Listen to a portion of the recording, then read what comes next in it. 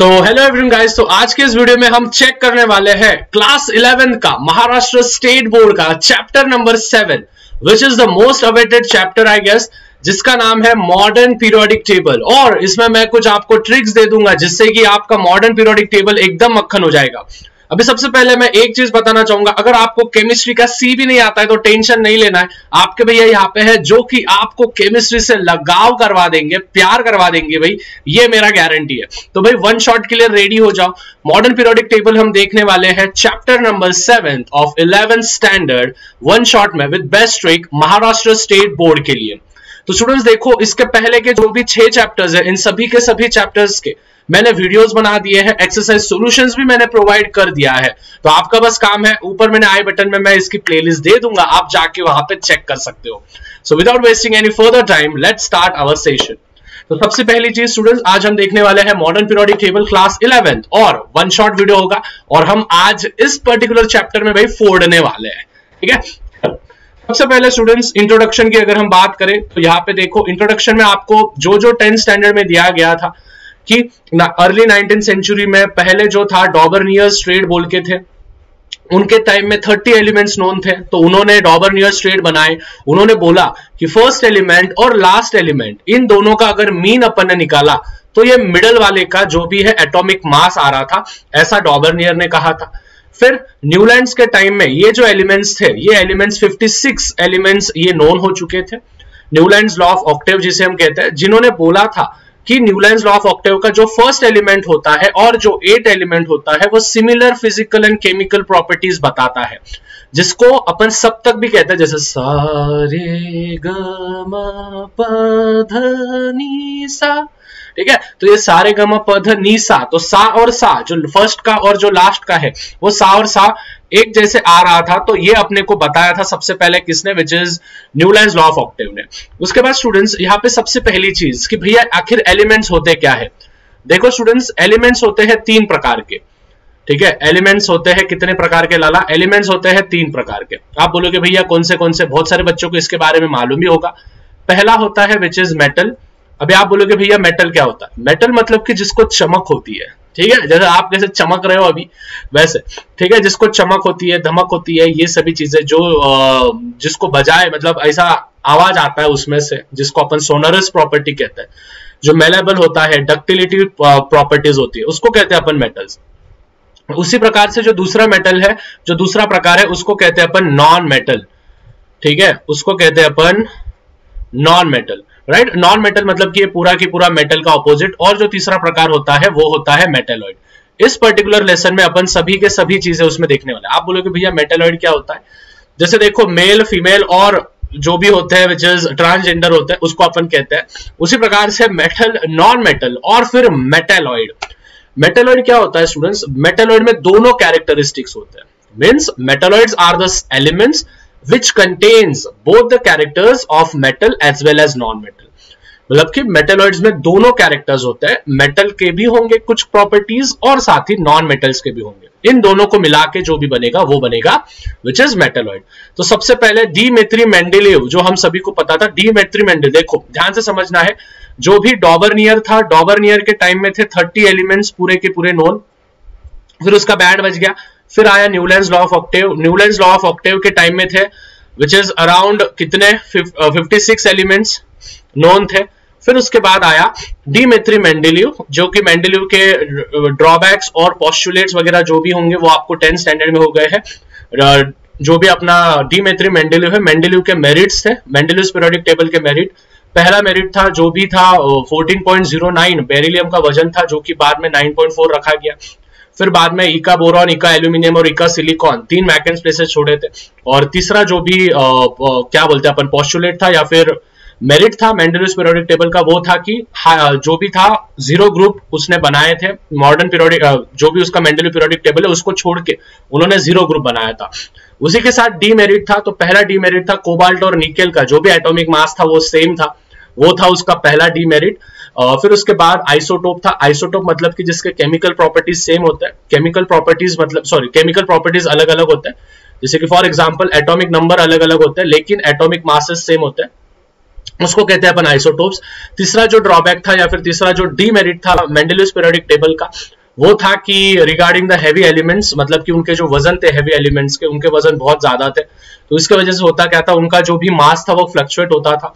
और जो चौथा पार्ट था, चौथा जो ड्रॉबैक था या फिर जो चौथा डीमेरिट था मेंडेलियस पीरियोडिक टेबल का, वो था position of the hydrogen. Hydrogen जो था पोजीशन वो फ्लक्चुएट बता रहा था फर्स्ट और सेवेंथ ग्रुप में। फर्स्ट ग्रुप होता था विच इज अपना अल्कली मेटल्स, और सेवेंथ ग्रुप था अपना हेलोजन। हेलोजन कौन सा, आप बोलोगे भैया 17th है हेलोजन, नहीं, मेंडेलियस पीरियोडिक टेबल में 7th ग्रुप था हेलोजन का, और मॉडर्न पीरियोडिक टेबल में 17th ग्रुप है हेलोजन का। ठीक है, ये चीज दिमाग में रखना है। ठीक है, तो ये चीज था। और मेंडेलीव ने एक स्टेटमेंट दिया था कि जो भी फिजिकल और केमिकल प्रॉपर्टीज होती है एलिमेंट्स की, वो पीरियोडिक फंक्शन होते हैं उनके एटॉमिक मासेस के। आप बोलोगे भैया थोड़ा डिटेल में सिखा दो यार ये चीजें। देखो, सबसे पहले अपन आएंगे फिजिकल प्रॉपर्टीज पे, right, physical properties of metals या फिर नॉन मेटल्स। तो फिजिकल प्रॉपर्टीज मतलब क्या क्या होते हैं, बॉइलिंग पॉइंट, राइट, फिर उसके बाद मेल्टिंग पॉइंट, है ना, फिर उसके बाद कितने टेम्परेचर पे क्या होता है, ये सभी आते हैं फिजिकल में।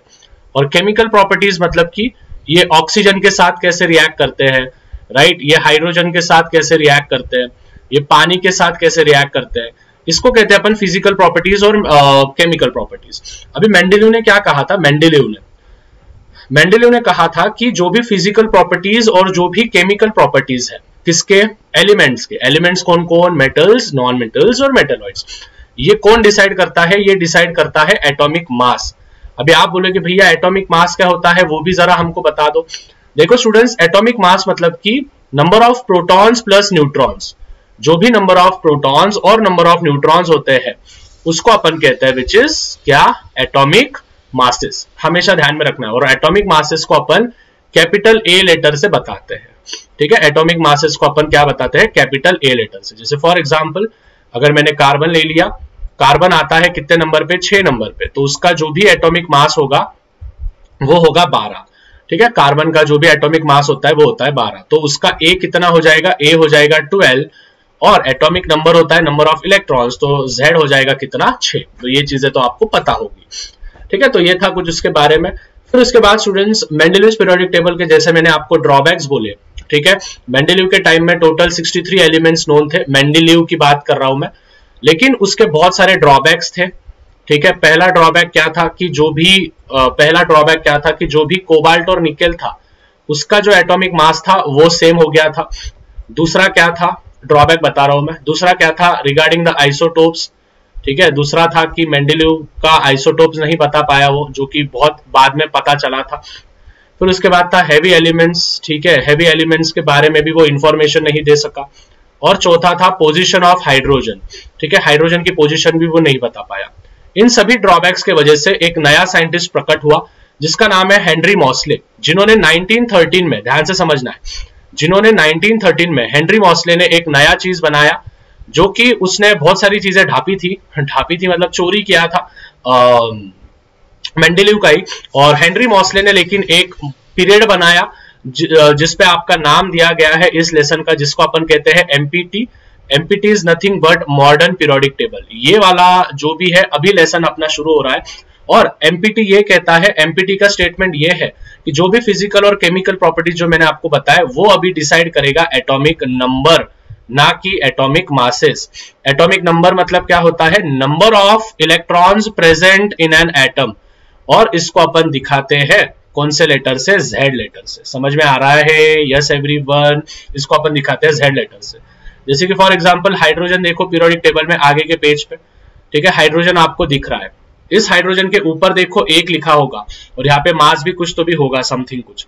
तो ये वाला जो 1 है जो ऊपर होता है, इसको कहते हैं अपन विच इज एटॉमिक नंबर। आ रहा है समझ में, इसको क्या कहते हैं, इसको कहते हैं एटॉमिक नंबर। एटॉमिक नंबर मतलब कि उसके अंदर कितने नंबर ऑफ इलेक्ट्रॉन्स है, तो उसके जिसके अंदर 1 इलेक्ट्रॉन होगा वो होगा तुम्हारा हाइड्रोजन।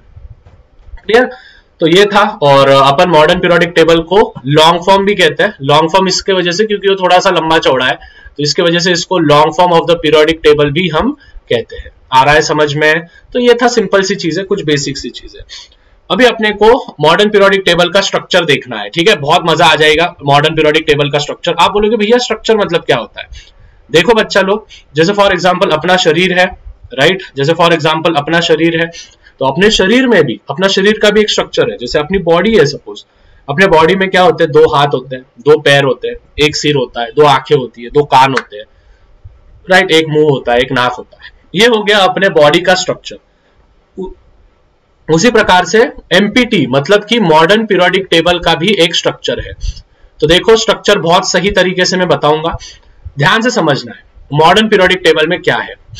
ठीक है, मॉडर्न पीरियोडिक टेबल में है वर्टिकल कॉलम्स जिसे हम ग्रुप्स कहते हैं, और टोटल ग्रुप है 18। आप बोलोगे भैया इसको कैसे याद रखे यार। ठीक है, ध्यान से समझना है। अपने क्रिकेट टीम का कैप्टन कौन है? अभी रोहित शर्मा है, मुझे पता है, लेकिन पहले कौन था? रोहित शर्मा के पहले वो था विराट कोहली। तो यहां पे ध्यान देना है, वी मतलब की हो गया तुम्हारा विराट, ठीक है, सी मतलब की क्या हो गया तुम्हारा कोहली। अभी मुझे पता है कोहली की स्पेलिंग के से आती है, लेकिन ध्यान में रखने के लिए तो मैं यहाँ पे कोहली लिख रहा हूं। ठीक है, विराट कोहली। विराट कोहली कैसे खेलता है स्टूडेंट्स? अकेला थोड़ी खेलता है, पूरे टीम के साथ खेलता है, मतलब विराट कोहली एक ग्रुप में खेलता है। यस, और विराट कोहली का जर्सी का नंबर कौन सा है? जर्सी नंबर कितना है विराट कोहली का? 18।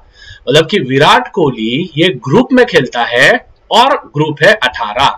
तो मतलब कि ये समझ जाओ, V is your vertical columns है जिसको अपन ग्रुप्स कहते हैं, और टोटल ग्रुप से 18। वर्टिकल कॉलम्स मतलब कि वर्टिकल ऐसे वाले, तो ऐसे टोटल कितने हैं? ऐसे टोटल है 18, और इन सभी को अपन ग्रुप्स कहते हैं, first group, second group, third group, ऐसे टोटल कितने हैं? 18 ग्रुप्स। तो वर्टिकल कॉलम्स इसको कहते हैं अपन ग्रुप्स, और जो टोटल है वो है 18। So vertical columns groups are 18। समझ में आ रहा है structure? Yes everyone. Virat Kohli group में खेलता है और उसके 18 होता है जर्सी नंबर। ये आपको पूरे यूट्यूब पे किधर नहीं मिलेगा, बस आपके भैया दे रहे हैं आपको। ठीक है, ये ट्रिक ध्यान से समझना है, घर पे बनाइए, होममेड ट्रिक है। ठीक है, मतलब अपन ने बनाई है। तो हमेशा ध्यान में रखना है, विराट कोहली ग्रुप में खेलता है और उसका जर्सी नंबर कितना है? जर्सी नंबर है 18। अभी जिंदगी में भूलोगे नहीं आप। ठीक है, उसी के बाद स्टूडेंट्स आपको एक कंपनी का नाम मालूम है? HP, जो क्या बोलते हैं अपन लैपटॉप भी बनाते हैं और साथ ही अपने गैस वगैरह भी देते हैं। हिंदुस्तान पेट्रोलियम जो होती है वो गैस की कंपनी है, और ह्यूलेट पैकयार्ड जो कि HP कंपनी है। तो HP कितना है? HP और यहाँ पे 7, या फिर इसको क्रिकेट से ही जोड़ना है तो क्रिकेट से जोड़ना है तो आप लिख सकते हो हार्दिक पांड्या। ठीक है, हार्दिक पांड्या 7 कुछ तो भी पकड़ लो अभी तुम, या फिर 7वें नंबर पे हार्दिक पांड्या बैटिंग करने आता है, ऐसा समझ लो। तो हॉरिजॉन्टल पीरियड्स उसको अपन कहते हैं विच इज कितने होंगे? वो 7, और हॉरिजॉन्टल पीरियड्स को अपन कहते हैं रोज। ठीक है, देखो हॉरिजॉन्टल मतलब कि इस प्रकार से, ठीक है, ऐसे आड़े वाले होते हैं, this is called as periods. ठीक है, ये सभी के सभी क्या होंगे? पीरियड्स। और ऐसे जो खड़े वाले होंगे, ठीक है, ऐसे जो खड़े वाले होंगे इसको अपन कहेंगे ग्रुप। समझ में आ रहा है? Vertical groups, horizontal periods, vertical groups, horizontal periods, vertical groups, horizontal periods. ठीक है, डांस स्टेप नहीं है ये, ठीक है, नहीं तो आप बोलोगे भैया डांस स्टेप कर रहे हो। ओके, अभी स्टूडेंट्स यहाँ पे ध्यान में रखना है, टोटल 118 एलिमेंट्स है। ठीक है, पूरे के पूरे मॉडर्न पीरियोडिक टेबल में टोटल 118 एलिमेंट्स है। मतलब जाहिर सी बात है, टोटल कितने बॉक्सेस होंगे? टोटल बॉक्सेस होंगे 118 बॉक्सेस है पूरे के पूरे मॉडर्न पीरियोडिक टेबल में। ठीक है, इसके बाद कोई एलिमेंट नहीं मिलेगा, ऐसा भी कहीं ना कहीं सामने आ रहा है। अभी ये जो टोटल 18 बॉक्सेस है, ठीक है, ये जो टोटल 18 बॉक्सेस है, ये 18 बॉक्सेस देखो अभी किस प्रकार से है। ठीक है, एकदम अच्छे से एक्सप्लेन कर रहा हूं, ठीक से ध्यान देना है। ठीक है, मैं अभी भैया मॉडर्न पीरियोडिक टेबल बनाएंगे, देखो। ठीक है, ये है ऐसा, थोड़ा सा संभाल लेना बस। ठीक है, इस प्रकार से, फिर यहाँ पे, फिर यहाँ से यहाँ तक।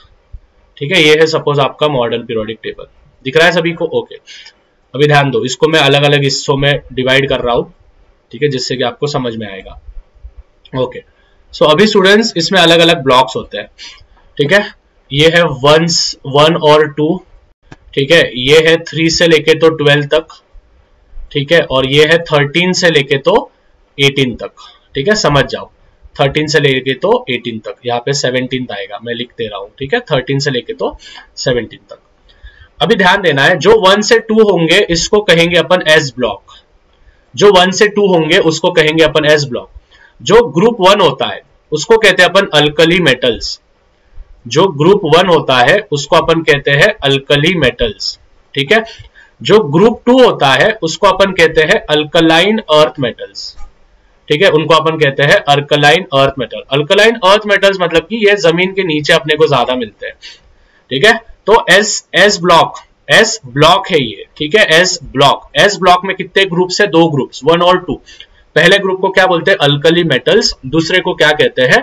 अल्कलाइन अर्थ मेटल्स, ठीक है। तीसरा ग्रुप जो होता है, तीसरा ग्रुप को अपन नाम देते हैं डी ब्लॉक, ठीक है, तीसरे ग्रुप को अपन नाम देते हैं डी ब्लॉक, और डी ब्लॉक को अपन कहते हैं ट्रांजिशन एलिमेंट्स, ठीक है। डी ब्लॉक को अपन क्या नाम देते हैं? डी ब्लॉक को अपन नाम देते हैं ट्रांजिशन एलिमेंट्स, ठीक है।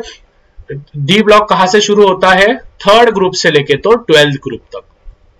फिर उसके बाद जो भी 13 से लेके तो 18 तक होता है, 13 से लेके तो 18 तक, ये पूरे के पूरे होते हैं पी ब्लॉक, ठीक है, ये पूरे के पूरे होते हैं पी ब्लॉक। तो हमेशा ध्यान में रखना है, 3 ब्लॉक्स मैंने आपको बताए हैं, एफ ब्लॉक भी बताऊंगा मैं बाद में, पहले ये 3 ब्लॉक्स पे ध्यान दे दो। एस ब्लॉक, फिर उसके बाद है डी ब्लॉक, और फिर उसके बाद है पी ब्लॉक। एस ब्लॉक में होते हैं 2 ग्रुप्स, फर्स्ट और सेकंड। पहले ग्रुप का नाम होता है अल्कली मेटल्स, दूसरे ग्रुप का नाम होता है अल्कलाइन अर्थ मेटल्स। फिर हम डी ब्लॉक पे जाएंगे। डी ब्लॉक जो होता है, डी ब्लॉक को अपन कहते हैं ट्रांजिशन एलिमेंट्स। आप बोलोगे भैया ट्रांजिशन क्यों कहते हैं? क्योंकि स्टूडेंट्स वो एस ब्लॉक और पी ब्लॉक के बीच में आता है, ठीक है, जिसका सैंडविच बनता है उसको कहते हैं ट्रांजिशन मेटल्स। और फिर उसके बाद पी ब्लॉक जो होता है, तो उसमें से जो 17th वाला होता है ना, ध्यान से समझना, उसमें जो 17th वाला होता है ग्रुप, उसको कहते हैं अपन हेलोजन, ठीक है। हेलोजन पे अपन बाद में आएंगे, लेकिन बस ध्यान में रखना 17th वाले को कहेंगे अपन हेलोजन, और 18th वाले को कहेंगे अपन इनर्ट गैसेस या फिर नोबल गैसेस। इनर्ट गैसेस तो आप सभी को मालूम होगा, इनर्ट गैसेस मतलब कि जिनका आउटर मोस्ट शेल पूरा की पूरा फिल होता है, ठीक है, उसको अपन कहेंगे इनर्ट गैसेस। मतलब कि स्टूडेंट्स यहाँ पे अपने को बहुत सारी चीजें मालूम पड़ गई, ठीक है। वैसे पी ब्लॉक को अपन नॉर्मल मेटल्स भी कहते हैं। नॉर्मल क्यों? क्योंकि इसमें जिगजैग लाइन होती है, जिगजैग लाइन पे जो भी आते हैं उसको कहते हैं अपन मेटलॉइड्स, ठीक है, जिगजैग लाइन पे कहते हैं अपन मेटलॉइड्स। और पी वाले को जो भी पूरा की पूरा 13 से लेके 18 तक है, उसको अपन कहते हैं नॉर्मल एलिमेंट्स। नॉर्मल क्यों कहते हैं पता है? क्योंकि इसमें मेटल्स भी होता है, नॉन मेटल्स भी होता है, और मेटलॉइड्स भी होता है। पी ब्लॉक ऐसा एकमात्र ब्लॉक है जिसमें तीनों प्रकार के एलिमेंट्स होंगे, मेटल्स, नॉन मेटल्स और मेटलॉइड्स, ठीक है। इसको अपन कहेंगे नॉर्मल एलिमेंट्स, ठीक है, इसको अपन कहेंगे नॉर्मल एलिमेंट्स। देखो ये है एकदम अच्छे से स्ट्रक्चर। टोटल होते हैं वर्टिकल कॉलम्स 18, देखो 1 से लेके तो 18 तक मैंने बताया। 1 से लेके 2 जो ग्रुप होता है वो एस ब्लॉक में आता है। डी ब्लॉक को अपन ट्रांजिशन एलिमेंट्स कहते हैं, जो कि 13 से लेके तो 12 के बीच में आता है। 13 से लेके तो 18 तक होता है पी ब्लॉक, जिसमें 17th ग्रुप को अपन कहते हैं हेलोजन, 18th ग्रुप को अपन कहते हैं इनर्ट गैसेस। पी ब्लॉक को अपन नॉर्मल एलिमेंट्स कहते हैं, क्योंकि उसमें तीनों प्रकार के एलिमेंट्स आते हैं, मेटल्स भी आता है, नॉन मेटल्स भी आता है, और मेटलॉइड्स भी आता है। ये हो गया आपका पूरा की पूरा स्ट्रक्चर। और मैंने आपको बोला हॉरिजॉन्टल पीरियड्स कितने होंगे? 1 से लेके तो 7 तक, ठीक है। So there will be 7 periods. अभी यहाँ पे नीचे जो होता है, नीचे आपको शायद दिख रहा नहीं होगा, लेकिन हाँ यहाँ पे नीचे जो होता है, यहाँ पे होता है एफ ब्लॉक, ठीक है। एफ ब्लॉक में ऊपर जो होते हैं वो होते हैं लैंथेनॉइड्स, और जो नीचे होते हैं वो होते हैं एक्टेनॉइड्स, ठीक है। लैंथेनॉइड्स और एक्टेनॉइड्स ये क्या होते हैं पता है आपको? ये होते हैं रेयर एलिमेंट्स, ठीक है। ये बहुत रेयरली अपने को मिलते हैं, इसके वजह से इनको नीचे डाला गया है, ठीक है। इनको अपन कहते हैं रेयर एलिमेंट्स। समझ में आ रहा है? सो हमेशा ध्यान में रखना है, S block, P block, D block और F block. There are 4 blocks. In the first block, which is S block contains 2 of the groups, which is first group and second group, where the first group is called as the alkali metals, where the second group is called as alkaline earth metal. D block contains the metals, which is also called as the transition elements. P block is the normal elements, in which 17th group is called as the halogen, whereas the 18th group is called as the inert gases, right? And इसमें metalloids भी होते हैं। metalloids मैंने बोला वो zigzag line पे आपको मिलते हैं। And then if we go towards the below side में होते हैं एफ ब्लॉक, जिसमें लैंथेनाइड और एक्टिनाइड कंटेन करते हैं, जो कि रेयर एलिमेंट्स होते हैं, इसकी वजह से उनको डाउन साइड रखा जाता है, ठीक है। आई होप आपको सभी चीजें समझ में आ गई होगी, ठीक है। तो ये था कुछ उनके बारे में चीजें, ठीक है। तो ये है देखो पूरा की पूरा modern periodic table. First group, second group, ठीक है, आपको दिख रहा होगा फर्स्ट ग्रुप, सेकेंड ग्रुप, है ना। यहाँ पे देखो फर्स्ट ग्रुप, सेकेंड ग्रुप, फिर 3 से लेके 12, फिर 13 से लेके 18 तक, राइट। तो ये 17वें ग्रुप को अपन कहते हैं हैलोजन, 18वें ग्रुप को कहते हैं इनर्ट गैसेस। ये वाला जो दिख रहा है zigzag line, this zigzag line is nothing but this is the metalloid. Metalloid के लेफ्ट वाले, ठीक है, ये पूरा पोर्शन जिगजैग लाइन के लेफ्ट वाला पूरा की पूरा पोर्शन मेटल होगा, राइट वाला पूरा की पूरा पोर्शन होगा विच इज नॉन मेटल, ठीक है। और नीचे लैंथेनाइड एक्टिनाइड आपको दिख रहा है, तो ये आप कर सकते हो, ओके। फिर उसके बाद हम जाएंगे what is the subshell in the last electron if the first element in the 6th period enters, ठीक है, 6th पीरियड में वो एंटर्स होगा। तो इसका आंसर क्या होगा? देखो स्टूडेंट, सपोज फॉर एग्जांपल मैंने आपको अगर कुछ एग्जांपल दिया, सपोज मैंने आपको दिया कार्बन, ठीक है, मैंने आपको दिया कार्बन। कार्बन का जो भी इलेक्ट्रॉनिक कॉन्फ़िगरेशन वो कितना है? 6 है, मतलब एटॉमिक नंबर। तो इसका इलेक्ट्रॉनिक कॉन्फ़िगरेशन क्या आएगा? 2,4। अभी स्टूडेंट्स इधर दिमाग लगाओ, इधर कितने आपको दिख रहे हैं? कितने कॉमा के बाद कितने दिख रहे हैं? 2 दिख रहे हैं, मतलब कि यहाँ पे K शेल है और L है, मतलब कि 2 शेल्स है। तो ये कौन से पीरियड में आएगा? ये आएगा 2nd पीरियड में, समझ रहा है?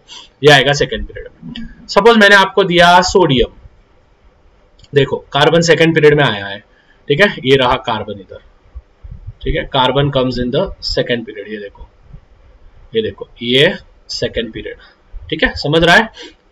फिर उसके बाद अगर मैंने आपको बोला कि भाई सोडियम, सोडियम आता है लाला 11 नंबर पे, तो उसका इलेक्ट्रॉनिक कॉन्फ़िगरेशन क्या होगा? 2,8,1, मतलब कितने शेल हो गए? KLM, तो KLM मतलब कितने हो गए? 3। तो ये कौन से पीरियड में आएगा? 3rd पीरियड में आएगा। आप बोलोगे भैया बताओ, तो देखो 3rd पीरियड, देखो 3rd पीरियड में सोडियम दिख रहा है कि नहीं दिख रहा है? ये देखो 3rd पीरियड में सोडियम, समझ रहा है? तो मतलब कि आप इलेक्ट्रॉनिक कॉन्फ़िगरेशन की मदद से उनके पीरियड्स निकाल सकते हो। उसी प्रकार से ये वाला सम का पीरियड अपन ने निकाला है, ठीक है, यहाँ पे, ओके, समझ गया सभी को? So this is the simple thing.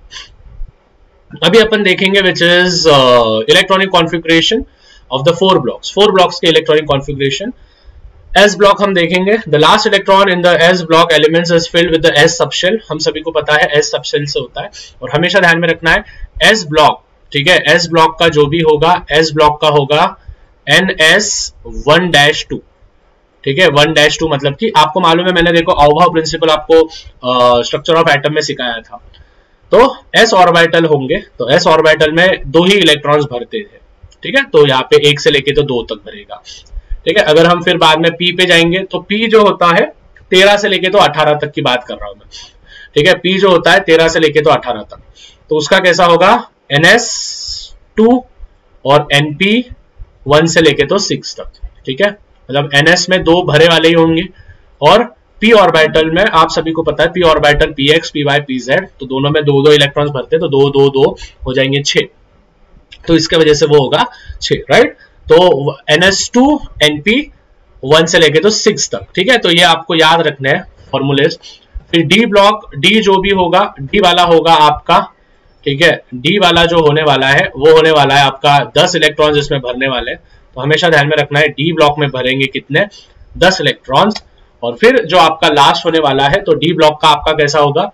जो भी फॉर्मूला होगा वो होगा 0 से लेके 2 तक। स्टूडेंट्स बस फॉर्मूला याद रखो, बाकी का सब पसारा दिया है, ठीक है, बाकी का कुछ याद रखने की जरूरत नहीं है आपको, 1 से लेके तो 10 तक, ठीक है। तो ये होगा D का फॉर्मूला। और जो भी F का होगा, F का तो लैंथेनाइड और एक्टिनाइड होता है, जिसमें 2 इलेक्ट्रॉन्स होते हैं, जिसके 14 एलिमेंट्स पूरे के पूरे फिल्ड अप होते हैं, राइट। तो इनको अपन ने अलग रखा गया है, ठीक है, इनको अपन ने अलग रखा गया है। तो इसका जो भी फॉर्मूला होगा ये होगा D का, ठीक है, लास्ट में D आया मतलब D हो गया। अभी F का अगर हम देखेंगे, तो F का फॉर्मूला होगा, फॉर्मूला लर्न करना पड़ेगा, NS2 N-1, यहाँ पे D हो जाएगा 0 से लेके तो 10 तक, और लास्ट में F भी बचा है भाई, F हो जाएगा N-2, N is the natural number, we are going to use that, 1 से लेके तो 14 तक, ठीक है, ये सिंपल सा कंसेप्ट है।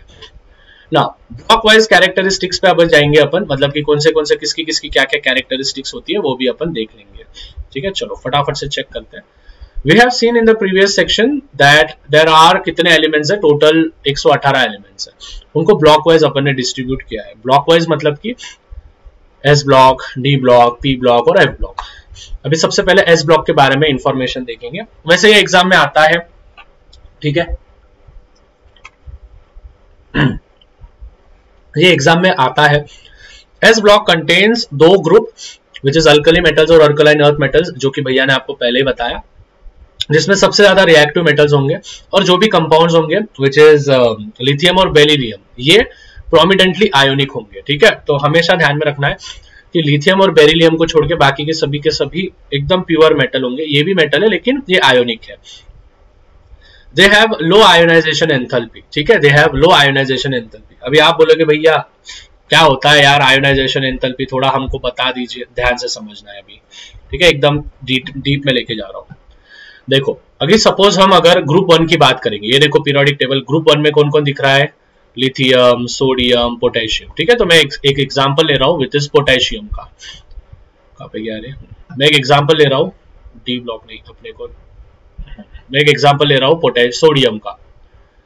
ठीक है, सपोज सोडियम है, सोडियम का इलेक्ट्रॉनिक कॉन्फ़िगरेशन है 2,8,1।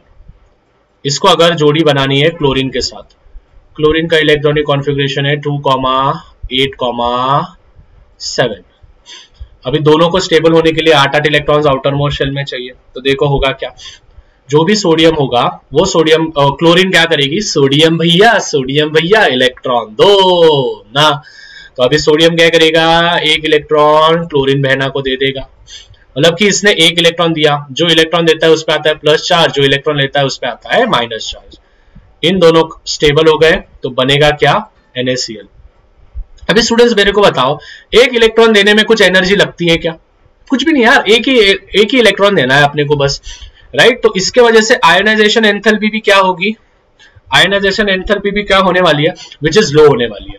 मतलब कि जो कम इलेक्ट्रॉन्स देता है, आयोनाइजेशन का मतलब क्या होता है, आयोनाइजेशन एंथैल्पी मतलब कि क्या, कि आयोनिक कंपाउंड बनाने के लिए कितना एनर्जी लगता है।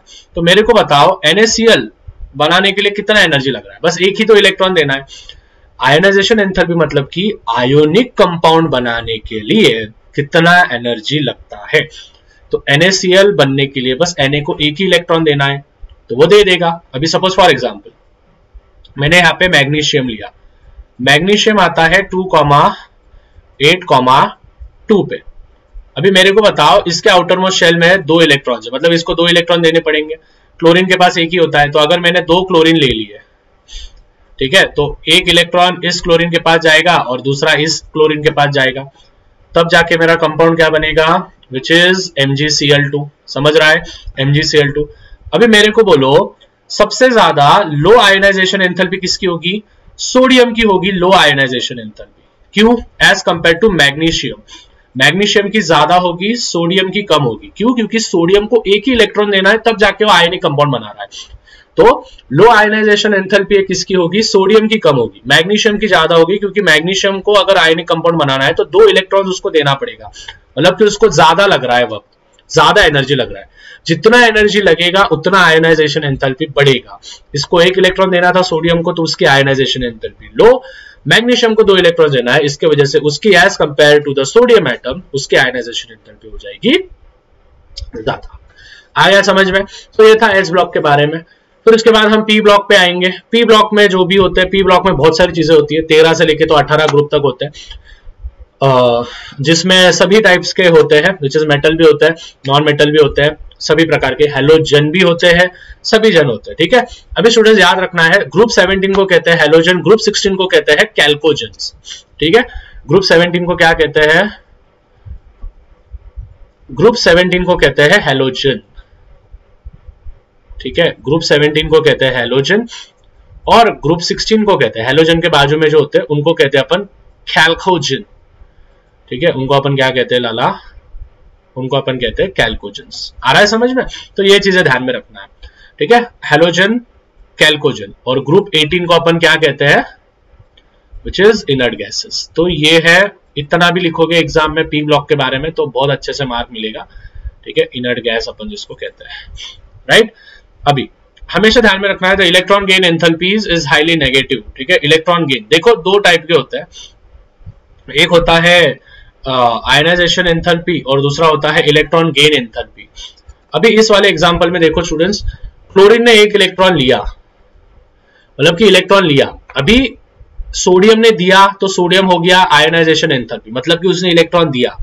अभी क्लोरीन ने लिया तो वो हो गया इलेक्ट्रॉन गेन एंथैल्पी, जो ले रहा है वो हो जाएगा इलेक्ट्रॉन गेन एंथैल्पी, जो दे रहा है वो हो जाएगा आयोनाइजेशन एंथैल्पी। समझ रहा है? जो दे रहा है वो हो जाएगा आयोनाइजेशन एंथैल्पी, जो ले रहा है वो हो जाएगा इलेक्ट्रॉन गेन एंथैल्पी। वापस एक बार, जो दे रहा है वो हो जाएगा आयोनाइजेशन एंथैल्पी, जो ले रहा है वो हो जाएगा इलेक्ट्रॉन गेन एंथैल्पी। ठीक है, ऐसा हमको यहाँ पे समझ में आ रहा है। इसमें तीनों प्रकार के एलिमेंट्स होंगे, जैसे मैं हमेशा बोलते आ रहा हूं, which is metals, non metals और मेटालॉइड्स। ठीक है, जो भी जिगजैग लाइन होगी, वो जिगजैग लाइन जो होता है वो होता है मेटालॉइड्स। ठीक है, मेटालॉइड्स जो इधर के राइट हैंड साइड में होंगे वो होंगे नॉन मेटल्स, और जो लेफ्ट हैंड साइड के होंगे वो होंगे अपने प्यारे से मेटल। ठीक है, ये चीजें ध्यान में रखना है। फिर हम आएंगे डी ब्लॉक पे। डी ब्लॉक को अपन कहते हैं ट्रांजिशन एलिमेंट्स, जो कि भैया ने आपको पहले बताया। ये आता है मेनली 3 से लेके तो 12 तक, जिसको अपन कहते हैं ट्रांजिशन एलिमेंट्स। ट्रांजिशन एलिमेंट्स इनको क्यों कहते हैं, भैया ने अभी बोला था, क्योंकि ये एस ब्लॉक और पी ब्लॉक के बीच में आते हैं, इसके वजह से इनको कहते हैं अपन ट्रांजिशन एलिमेंट्स। ठीक है, इसके वजह से इनको अपन क्या कहते हैं, ट्रांजिशन एलिमेंट्स, राइट। और ये एज अ कैटलिस्ट बोल के भी यूज होते हैं, ध्यान से समझना है। ठीक है, ध्यान से समझना है, जो भी ट्रांजिशन एलिमेंट्स होते हैं उसको अपन एज अ कैटलिस्ट बोल के यूज करते हैं। आप बोलोगे भैया कैटलिस्ट मतलब क्या, ठीक है, ध्यान देना है। कैटलिस्ट मतलब कि वो रिएक्शन फास्ट करने के लिए काम में आते हैं, जैसे कि जिंक हो गया, ठीक है, कैडमियम हो गया, मर्क्यूरी हो गया, ये जो है ये कैटलिस्ट है जो रिएक्शन करने के लिए फास्ट में आते हैं। आप बोलोगे भैया रिएक्शन करने के लिए फास्ट में मतलब क्या, देखो सपोज मैं ए और बी को मिला रहा हूं और मुझे मिल रहा है ए बी। ठीक है, इस रिएक्शन को लग रहा है 10 मिनट। ठीक है, इस रिएक्शन को लग रहा है 10 मिनट। उसी जगह पे मैं वापस से ए और बी को ही लूंगा, लेकिन मैं यहाँ पे कैटलिस्ट यूज करूंगा। सपोज मैंने कैटलिस्ट यूज किया, जिंक किया, या फिर कैडमियम किया, या फिर मर्क्यूरी किया, तीनों में से कुछ भी मैंने किया, और मेरे को प्रोडक्ट ए बी ही मिल रहा है। ठीक है, कुछ डिफरेंस नहीं, यहाँ पे भी ए बी मिल रहा है, ऊपर भी ए बी मिल रहा है, लेकिन ये रिएक्शन मेरी 1 मिनट में हो रही है।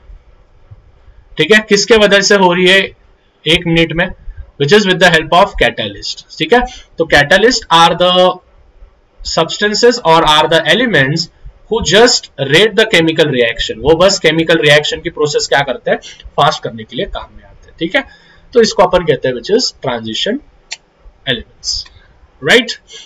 ऐसे चीजें होती है, तो ये चीजें ध्यान में रखना है। they are used as a catalyst, तो अलग अलग कैटलिस्ट अपन यूज करते हैं। फिर उसके बाद आएंगे अपन एफ ब्लॉक। तो एफ ब्लॉक को ज्यादा कुछ भाव मत दो, एफ ब्लॉक आपके बारे में 12th में आपको बहुत डिटेल में इंफॉर्मेशन है, तो वो चीजें मैं आपको सिखा दूंगा 12th में। तो एफ ब्लॉक में मेनली जो होता है लैंथेनाइड सीरीज होती है और एक्टिनाइड सीरीज होती है, और इसको अपन ट्रांसयूरेनियम एलिमेंट्स भी अपन इसको कहते हैं। ठीक है, इसको अपन ट्रांसयूरेनियम एलिमेंट्स भी कहते हैं, जो कि बहुत ज्यादा क्या बोलते हैं विच इज रेडियो एक्टिव होते हैं। रेडियो, आपको पता है हिरोशिमा नागासाकी पे देखो बॉम्ब गिराया था अमेरिका ने वर्ल्ड वॉर 2 के टाइम पे, तो उसमें यूज किया गया था यूरेनियम 235। ठीक है, तो ये जो यूरेनियम 235 था ना, ये जब कोई भी सब्सटेंस पे गिरता है तो वो 1 से 3 बन जाते हैं, 3 से फिर 9, 9 से फिर 27, ऐसे धीरे धीरे धीरे धीरे ग्रो होते जाते हैं। ठीक है, आ गया समझ में। अभी हम आएंगे विच इज पीरियोडिक ट्रेंड्स पे। ठीक है, अभी हम आएंगे विच इज पीरियोडिक ट्रेंड्स पे। तो what is mean by periodic trends हम देखते हैं। ठीक है, पीरियोडिक ट्रेंड्स को एकदम आराम से मैं समझा देता हूं, which is electrostatic force of attraction. Okay, periodic trends देखो बाजू में मैं आपको बता दे रहा हूं, पैराग्राफ रीड करने की जरूरत नहीं है। सपोज ये है मेरा मॉडर्न पीरियोडिक टेबल। इस पीरियोडिक टेबल में जो लेफ्ट हैंड साइड में होंगे वो होंगे मेरे मेटल्स, जो राइट हैंड साइड में होंगे वो होंगे मेरे नॉन मेटल्स। ठीक है, जिगजैग लाइन के, राइट, जिगजैग लाइन के लेफ्ट हैंड साइड में होंगे मेटल्स, राइट हैंड साइड में होंगे नॉन मेटल्स। इसका अर्थ क्या हो रहा है कि लेफ्ट हैंड साइड में जो भी मेटेलिक कैरेक्टर होगा, ठीक है, मेटेलिक कैरेक्टर वो ज्यादा होगा, और राइट हैंड साइड में जो भी नॉन मेटेलिक कैरेक्टर होगा वो ज्यादा होगा। तो सपोज मैं जा रहा हूं लेफ्ट से लेके तो राइट में, सपोज मैं जा रहा हूं लेफ्ट से लेके तो राइट में, मतलब कि मैं इधर से इधर जा रहा हूं, मतलब कि मेटल से मैं नॉन मेटल्स के पास जा रहा हूं, मतलब कि मेरा मेटेलिक कैरेक्टर घट गया और मेरा नॉन मेटेलिक कैरेक्टर बढ़ गया। समझ में आ रहा है। और उसी प्रकार से अगर मैं नॉन मेटल से मेटल की तरफ आऊंगा तो मेरा मेटेलिक कैरेक्टर बढ़ेगा और मेरा नॉन मेटेलिक कैरेक्टर घटेगा। ठीक है, तो यही था पीरियोडिक, क्या बोलते हैं अपन, which is periodic trends of metallic properties. फिर हम उसके बाद आएंगे which is effective nuclear charge and screening effect. ठीक है, स्क्रीनिंग इफेक्ट क्या होता है, देखो स्क्रीनिंग इफेक्ट बहुत आराम से मैं समझाता हूं। सपोज फॉर एग्जांपल ये है अपना प्रोटॉन न्यूक्लियस है, इस न्यूक्लियस के अंदर अपन ने आउटर मोस्ट शेल्स बनाए है कुछ। ठीक है, ठीक से समझना है, अपन ने कुछ आउटर मोस्ट शेल्स बनाए। ओके, अभी देखो होगा क्या, यहां पे भी इलेक्ट्रॉन्स है, यहां पे भी इलेक्ट्रॉन्स है, यहां पे भी है, यहां पे भी है, यहां पे भी है और यहां पे भी है। सपोज मैं बस एग्जांपल दे रहा हूं, यहां पे भी बनाए हैं, हर एक इसमें इलेक्ट्रॉन्स अपन ने लगाए हैं। ठीक है, इलेक्ट्रॉन्स है जो कि घूम रहे हैं, आप सभी को पता है इलेक्ट्रॉन्स घूमते हैं। ठीक है, प्रोटॉन्स के आजू बाजू में, राइट, सपोज इलेक्ट्रॉन्स घूम रहे हैं। अभी होता क्या स्टूडेंट्स, ध्यान देना है, ये जो प्रोटॉन होता है, ये प्रोटॉन और उसके सबसे पास का जो इलेक्ट्रॉन होता है, ध्यान से सुनना है, ये जो प्रोटॉन और उसके सबसे पास का जो इलेक्ट्रॉन होता है, ठीक है, ये इलेक्ट्रॉन, ये प्रोटॉन और उसके पास का इलेक्ट्रॉन, देखो ये पास का इलेक्ट्रॉन है अभी, ठीक है, ये पास का इलेक्ट्रॉन है, राइट, फिर ये वाला भी पास का इलेक्ट्रॉन है आपका। ठीक है, ये वाला भी क्या है, ये वाला भी पास का इलेक्ट्रॉन है, राइट, ये वाला भी क्या है, ये वाला भी है पास का इलेक्ट्रॉन, ये वाला भी है पास का इलेक्ट्रॉन। जो पहला प्रोटॉन जो एकदम क्लोजेस्ट इलेक्ट्रॉन के साथ जो जोड़ी बनाता है उसको कहते हैं अपन न्यूक्लियर इफेक्ट। ठीक है, उसको अपन क्या कहते हैं, न्यूक्लियर इफेक्ट। जो इलेक्ट्रॉन और प्रोटॉन सबसे पास में होते हैं उसको कहते हैं अपन न्यूक्लियर इफेक्ट। और उसके बाद जो अपना दूर के इलेक्ट्रॉन्स होंगे, आपको भी पता है दूर के इलेक्ट्रॉन्स भी भाई अट्रैक्ट होंगे, है कि नहीं, दूर के इलेक्ट्रॉन्स भी तो अट्रैक्ट होंगे प्रोटॉन्स के साथ। लेकिन क्या होता है, ये जो इलेक्ट्रॉन्स यहाँ पे है ना, इन्होंने एक शील्ड बना दी है आजू बाजू में। ये क्या बोलते हैं, नहीं तुम आ सकते हो क्या हमारे एरिया में, तुम नहीं आ सकते हो। मतलब कि ये इलेक्ट्रॉन और ये इलेक्ट्रॉन एक दूसरे को रिपेल करते हैं। तो ये जो इलेक्ट्रॉन और इलेक्ट्रॉन एक दूसरे को जब रिपेल करते हैं तो उसको कहते हैं अपन शील्डिंग इफेक्ट। एक शील्ड बन गई, ठीक है, एक शील्ड बन गई, उसको कहते हैं अपन शील्डिंग इफेक्ट, राइट। मतलब हमेशा ध्यान में रखना है, न्यूक्लियस और इलेक्ट्रॉन, इसको कहते हैं अपन न्यूक्लियर इफेक्ट। ठीक है, इसको कहते हैं अपन न्यूक्लियर इफेक्ट। और इलेक्ट्रॉन और इलेक्ट्रॉन का जो भी रिपल्शन होता है उसको अपन कहते हैं शील्डिंग इफेक्ट। समझ में आ रहा है क्या?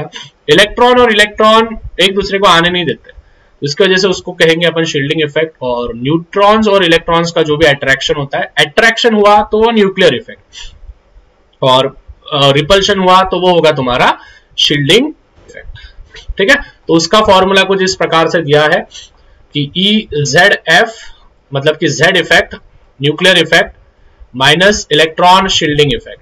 तो उसका जो भी फॉर्मूला होगा, शील्डिंग इफेक्ट को अपन किससे बताते हैं, विच इज सिग्मा से बताते हैं। ठीक है, शील्डिंग इफेक्ट को अपन बताते हैं सिग्मा से। आ गया समझ में? बहुत सिंपल है। और इनकी वैल्यू जो होती है डिपेंड होती है ऑर्बिटल के इलेक्ट्रॉन्स पे। अभी हम आएंगे एटॉमिक रेडियस पे।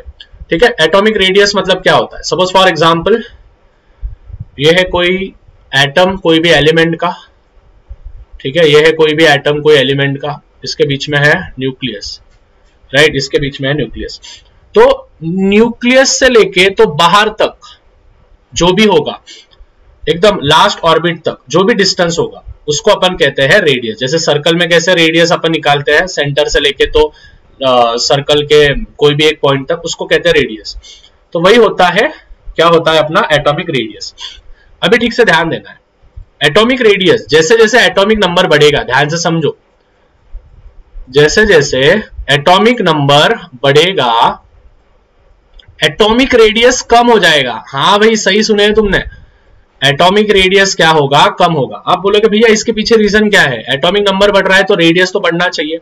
देखो सपोज ये है मेरा न्यूक्लियस, न्यूक्लियस के बाजू में मैं क्या कर रहा हूं, बड़े बड़े शेल्स बना रहा हूं, मतलब कि एटॉमिक नंबर ज्यादा है, इलेक्ट्रॉन ऐड होते जा रहे हैं। ठीक है, इलेक्ट्रॉन क्या होते जा रहे हैं, विच इज ऐड होते जा रहे हैं। अभी होता क्या है, जितने ज्यादा दूर होंगे ना वो प्रोटॉन्स क्या करेगा, उसको अपने तरफ बुलाएगा। वो प्रोटॉन्स क्या कर रहा है, मतलब कि जो बीच में वाला जो होता है ना अट्रैक्शन कर रहा है, तो प्रोटॉन जो होता है वो इलेक्ट्रॉन को बुलाता है, मतलब कि वो बुला रहा है, ठीक है, बुलाती है मगर जाने का, लेकिन इधर जाना पड़ेगा इलेक्ट्रॉन को, ठीक है, पॉजिटिव और नेगेटिव चार्ज अट्रैक्ट करेंगे तो इलेक्ट्रॉन उसके तरफ जाएगा, मतलब कि खींचा चला जाएगा। तो खींचा चला जाएगा मतलब कि वो क्या हो जाएगा, कॉन्ट्रैक्ट हो जाएगा। यस, कॉन्ट्रैक्ट हो जाएगा मतलब कि उसकी साइज क्या होगी, साइज क्या होती जाएगी, कम होती जाएगी। मतलब प्रोटॉन बुला रहा है, जितने दूर जाओगे उतना तुमको याद आती है कोई भी व्यक्ति की। सपोज फॉर एग्जांपल आप प्रोटॉन हो, आपका कोई एकदम पसंदीदा व्यक्ति है जो आपसे बहुत ज्यादा दूर चले गया, आप उसको फिर याद करते रहते हो, मतलब कि जितना दूर जाएगा उतनी याद बढ़ती जाती है। तो प्रोटॉन का भी वैसा ही हो गया, इलेक्ट्रॉन जितने दूर गया उसको उसकी उतनी याद आने लगी, तो वो क्या करता है, फिर बुलाता है खुद के पास। तो इलेक्ट्रॉन क्या करता है, खींचा चला जाता है प्रोटॉन के पास। इसके अर्थ क्या होता है कि एटॉमिक नंबर बढ़ रहा है, मतलब कि इलेक्ट्रॉन्स बढ़ते जा रहा है, लेकिन एटॉमिक रेडियस क्या हो रहा है, कम होते जा रहा है।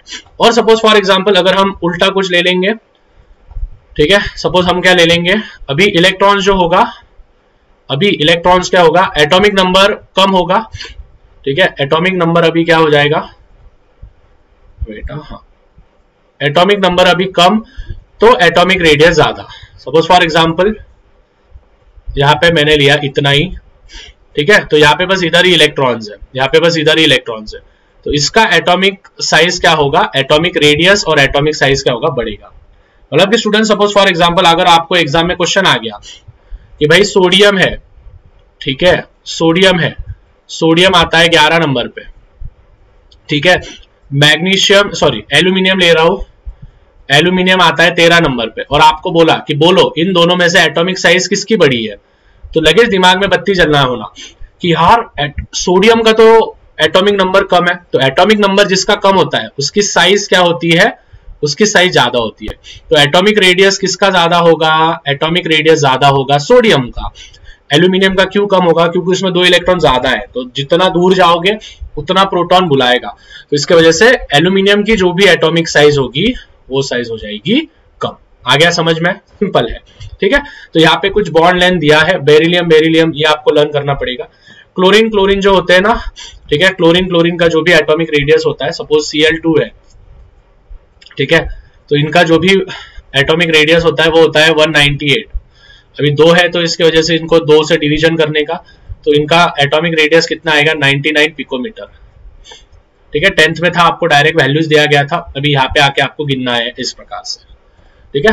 तो ये था कुछ उसके बारे में। तो atomic radius is the 1/2 of the internuclear distance between 2 adjacent atoms of a metal और 2 single bonded atoms of a non metal. तो ये चीजें ध्यान में रखना है। फिर उसके बाद आयोनिक रेडियस, मैंने वही बोला, जो भी होगा आयोनिक रेडियस जो होता है सेम प्रकार से अपना व्हिच इज जैसे एटॉमिक रेडियस होता है उसी प्रकार से आयोनिक रेडियस होता है। आयोनिक रेडियस मतलब क्या होता है, an atom forms a positively charge ion cation on the removal. देखो सोडियम है, सोडियम 1 इलेक्ट्रॉन देगा तो उस पे आएगा पॉजिटिव चार्ज, ठीक है। क्लोरीन 1 इलेक्ट्रॉन लेगा तो उस पे आएगा कौन सा चार्ज, नेगेटिव चार्ज। तो यही बोला है कि ये होता है आयोनिक रेडियस जो कि डिसाइड करता है, ठीक है। जितना कैटायन ज्यादा होगा उतना आयोनिक रेडियस बढ़ेगा, जितना एनायन कम होगा उतना आयोनिक रेडियस क्या होगा, विच इज कम होगा, ठीक है। तो ये चीजें ध्यान में रखना है, सिंपल सिंपल चीज है, ठीक है, सिंपल सिंपल चीज है।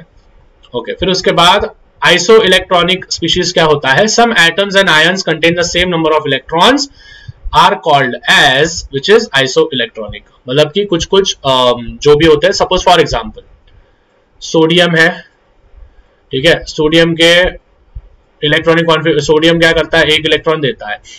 मैग्नीशियम ने भी सपोज 1 इलेक्ट्रॉन दिया, एक ही दिया बस, तो उस पर भी प्लस चार्ज आएगा। तो इन दोनों के चार्जेस क्या हो गए, सेम हो गए। तो इन दोनों के चार्जेस जब सेम हो जाते हैं तो इसको अपन क्या कहते हैं, आइसो, मतलब कि same. Iso electric electronic, electronic मतलब कि इलेक्ट्रॉन्स, आइसो इलेक्ट्रॉनिक क्या हो जाएगा, विच इज स्पीशीज हो जाएगा। समझ रहा है, तो ये हो जाएगा आइसो इलेक्ट्रॉनिक स्पीशीज, ठीक है। तो ये चीजें ध्यान में रखना है। जैसे फॉर एग्जांपल यहाँ पे एग्जांपल भी दिया है, for example iron and sodium both have 10 electrons the radius are 133 picometre, ठीक है। आयन ले लिया सपोज अपन ने, फ्लोरीन सॉरी, ठीक है, फ्लोरीन माइनस, मतलब देखो फ्लोरीन कितने नंबर पे आता है स्टूडेंट्स, 9 नंबर पे, ठीक है। अभी फ्लोरीन ने क्या किया, किसी से तो भी एक इलेक्ट्रॉन ले लिया, ठीक है। फ्लोरीन ने क्या किया, किसी से तो भी एक इलेक्ट्रॉन ले लिया, तो ये फ्लोरीन माइनस हो गया, ठीक है, फ्लोरीन माइनस हो गया, राइट। तो फ्लोरीन माइनस हो गया मतलब कि ये क्या हो जाएगा, एक इलेक्ट्रॉन लिया मतलब कि ये हो जाएगा 9 से हो जाएगा 10। फिर सोडियम है, सोडियम कितने नंबर पे आता है, सोडियम आता है 11 नंबर पे। अब इस सोडियम ने एक इलेक्ट्रॉन दिया मतलब प्लस चार्ज आ गया, तो वो भी कितना हो जाएगा 10, समझ रहे हो। तो 10 और 10 ये दोनों क्या हो जाएंगे, ये हो जाएंगे iso electronic species. Clear everyone. ये 9 था फ्लोरीन, फ्लोरीन 9 था, उसने एक इलेक्ट्रॉन लिया इसलिए माइनस चार्ज बढ़ा, तो वो 9 से 10 हो गया। सोडियम था विच इज कितना अपना 11 से उसने एक इलेक्ट्रॉन दिया तो उस पे आ गया एक पॉजिटिव चार्ज, वो भी हो गया 11 से 10, और 10 और 10 दोनों मिलके हो जाएंगे आइसो इलेक्ट्रॉनिक स्पीशीज, ठीक है। फिर उसके बाद आयनाइजेशन एंथैल्पी, मैंने आपको अभी बताया आयनाइजेशन एंथैल्पी को अपन इस प्रकार से बताते हैं, ठीक है। आयनाइजेशन एंथैल्पी मतलब कि क्या, जब कोई इलेक्ट्रॉन देता है तो कितना एनर्जी लगता है इलेक्ट्रॉन देने के लिए, आयनिक कंपाउंड बनाने के लिए, उसको कहते हैं अपन आयनाइजेशन एंथैल्पी। तो ये हो जाएगा आयनाइजेशन एंथैल्पी। क्लोरीन क्या कर रहा है, इलेक्ट्रॉन ले रहा है, तो उसको बोलेंगे इलेक्ट्रॉन गेन एंथैल्पी, ठीक है, इलेक्ट्रॉन गेन एंथैल्पी। मतलब सोडियम को कितना एनर्जी लगा इलेक्ट्रॉन देने के लिए, वो हो जाएगा आयोनाइजेशन एंथैल्पी, ठीक है, वो हो जाएगा आयोनाइजेशन एंथैल्पी। और फिर बाद में क्लोरीन को आयनिक कंपाउंड बनाने के लिए कितना एनर्जी लग रहा है, कितना लिया, उसको बोलेंगे इलेक्ट्रॉन गेन एंथैल्पी, ठीक है। तो यहाँ पे कुछ आपको एग्जांपल्स दिए हैं। लिथियम को लगता है विच इज 520 आयनाइजेशन एंथैल्पी बनाने के लिए, सोडियम को 496, पोटेशियम को 419 और रिस्पेक्टिवली सभी की सभी चीजें, ठीक है। लास्ट के 2 चीजें बाकी है विच इज इलेक्ट्रोनेगेटिविटी और इलेक्ट्रोपॉजिटिविटी, ठीक है। Suppose for example students, electronegativity क्या होता है, ध्यान देना है। ऐसे एलिमेंट्स जो कि इलेक्ट्रॉन क्या करते हैं, लूज करते हैं, ठीक है, जो कि क्या करते हैं, इलेक्ट्रॉन्स क्या करते हैं बच्चा लोग, इलेक्ट्रॉन लूज करते हैं। जो इलेक्ट्रॉन लूज करते हैं उन पे आता है पॉजिटिव चार्ज, ठीक है, पॉजिटिव चार्ज जो इलेक्ट्रॉन लूज करते हैं, ध्यान से समझना है। ऐसे एलिमेंट्स जो इलेक्ट्रॉन लूज करते हैं उस पे आता है पॉजिटिव चार्ज, उसको अपन कहते हैं कैटायंस। उन कैटायंस को अपन कहते हैं विच इज मेटल्स। वो मेटल्स बताते हैं मेटेलिक कैरेक्टर, ठीक है, वो बताते हैं क्या, मेटेलिक कैरेक्टर, और वही मेटेलिक कैरेक्टर को अपन कहते हैं इलेक्ट्रोपॉजिटिव। समझ में आ रहा है, इलेक्ट्रोपॉजिटिव, ठीक है, समझ रहे हो। तो इलेक्ट्रोपॉजिटिव मतलब कि क्या, इसको कहते हैं अपन ईपी, ठीक है, इलेक्ट्रोपॉजिटिव। इलेक्ट्रोपॉजिटिव मतलब कि ऐसे एलिमेंट्स जो कि इलेक्ट्रॉन लूज करते हैं उस पर आता है पॉजिटिव चार्ज, जिस पे आता है पॉजिटिव चार्ज वो होता है कैटायन। कैटायन मतलब कि मेटल्स, वो शो करेंगे मेटेलिक कैरेक्टर, मेटेलिक कैरेक्टर को अपन कहेंगे इलेक्ट्रोपॉजिटिव, और वही होंगे ईपी, ठीक है। उसी प्रकार से अगर हम नॉन मेटल्स की बात करें, नॉन मेटल्स तो ऐसे एलिमेंट्स जो कि इलेक्ट्रॉन क्या करते हैं बच्चा लोग, अभी वहां पे लूज हुआ तो यहाँ पे क्या होगा, इलेक्ट्रॉन, लास्ट टॉपिक है, इलेक्ट्रॉन गेन होगा। इलेक्ट्रॉन गेन हुआ मतलब कि ये क्या बनेंगे, इस पे आएगा नेगेटिव चार्ज, नेगेटिव चार्ज आया तो ये बन गए अपने एनायन, ठीक है, एनायन हो गए तो ये हो गए अपने नॉन मेटल, ठीक है। जो इलेक्ट्रॉन लेता है वो नॉन मेटल होता है। नॉन मेटल हो गया मतलब कि इनका ये क्या हो गए, इलेक्ट्रोनेगेटिव हो गए, ठीक है, ये क्या हो गए, इलेक्ट्रोनेगेटिव। समझ में आ रहा है, क्योंकि इलेक्ट्रॉन लिया और नेगेटिव हो गए तो इसकी वजह से ये हो गए इलेक्ट्रोनेगेटिव, और इसको अपन बोलेंगे ईएन, ठीक है, इसको अपन क्या कहेंगे, ईएन। तो हमेशा ध्यान में रखना है, ऐसे एलिमेंट्स जो कि इलेक्ट्रॉन गेन करते हैं जिसपे आता है नेगेटिव चार्ज, जिसको अपन कहते हैं एनायन, जो होता है नॉन मेटल, उसको अपन कहते हैं इलेक्ट्रोनेगेटिव, जिसको अपन कहते हैं EN. So in this way we have completed EN, जो कि सबसे पहले दिया था लिनेस पाउलिंग ने. So I hope students you have understood everything. In this way we have completed the chapter very much clearly. I hope आपको one shot video बहुत अच्छे से समझ में आया होगा. प्लीज अगर अच्छा लगा होगा तो यार मेरा हेल्प हो जाएगा. आपके स्कूल के ग्रुप में, आपके कॉलेजेस के ग्रुप में, आपके ट्यूशंस के ग्रुप में, जहां पे भी आप पढ़ाई करते हो, आपके दोस्त जहां पे भी जुड़े वाले होंगे वहां पे प्लीज उनको बोलना है, वीडियो को शेयर करना है. ठीक है, इसी अच्छे थॉट के साथ स्टूडेंट्स मिलते हैं कल मतलब कि अगले वीडियो में. टिल देन टेक केयर, मचाते रहो, फोड़ते रहो. एंड यस, आपका जो भी वैल्यूएबल कमेंट्स होगा प्लीज आप नीचे याद से कमेंट कर देना. ठीक है, तो हैशटैग फोड़ना है, मचाना है. Bye everyone, love you all. फोड़ो मचाओ, बाय.